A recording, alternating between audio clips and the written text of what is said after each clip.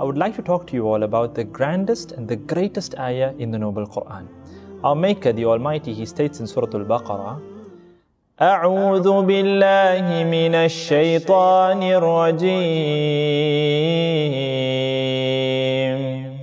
الله لا إله إلا هو الحي القيوم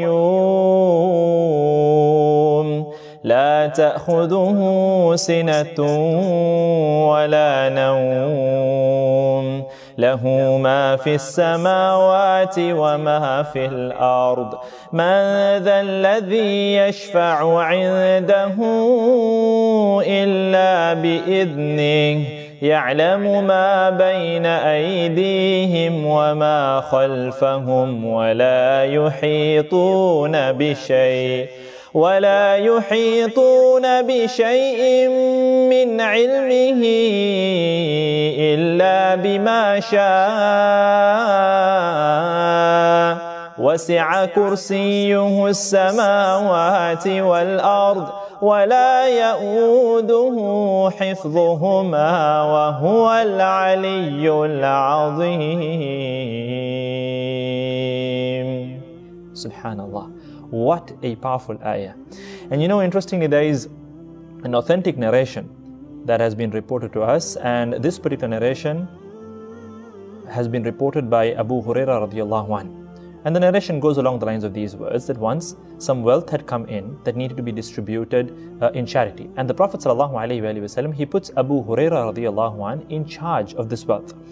Now what happens, night falls, Abu Hurayrah radiallahu anhu, who is in charge of this wealth, there must have been a lot of things, he was looking after these things. And then suddenly he notices a man pilfering away from the wealth. He runs up to him and he catches him and he tells him, I am going to produce you in front of the Prophet ﷺ because you are stealing.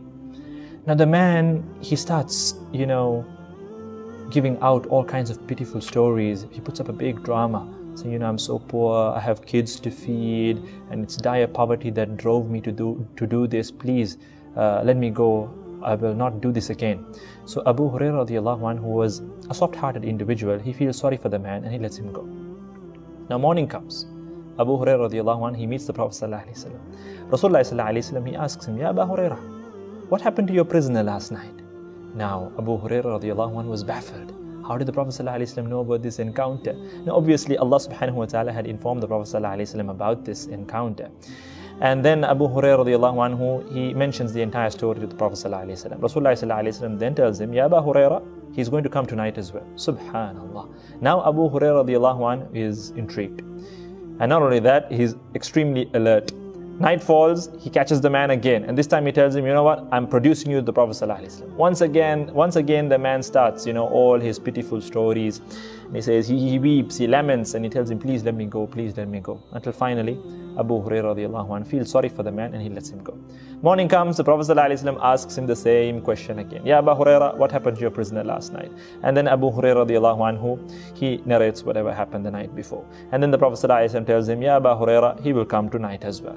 Now the third night, Abu Hurairah radiallahu anhu is determined, come what may, I'm not letting this man go. He catches the man, he tells him, Ya Rajul, I'm not letting you go. I'm producing you in front of the Prophet ﷺ, whatever you say. Now the man, he knows that Abu Hurairah radiallahu anhu is determined not to let him go. So he tells him, Ya Abu Hurairah, what if I were to teach you something worthwhile? Will you let me go?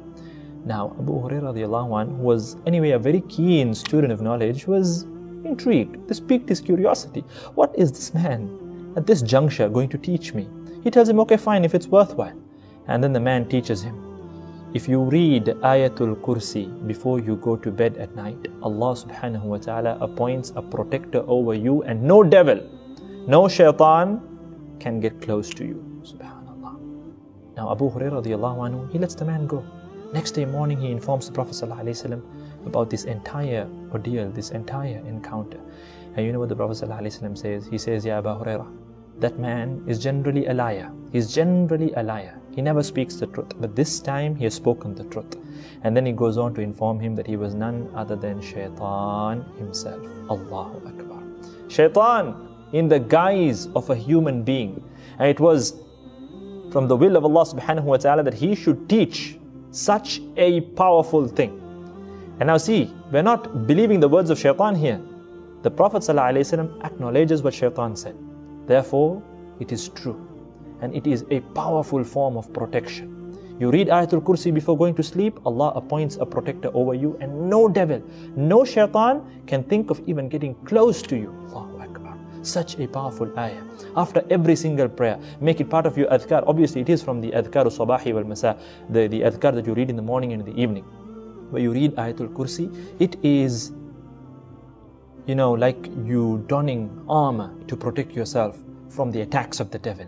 It offers this aura of protection around you. You are protected by Allah subhanahu wa ta'ala.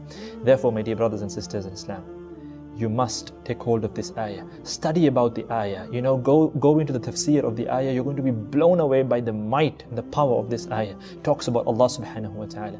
And likewise, make sure that you read this ayah often. Whenever you feel scared, whenever there is fear involved, read this ayah and Allah subhanahu wa ta'ala is with you.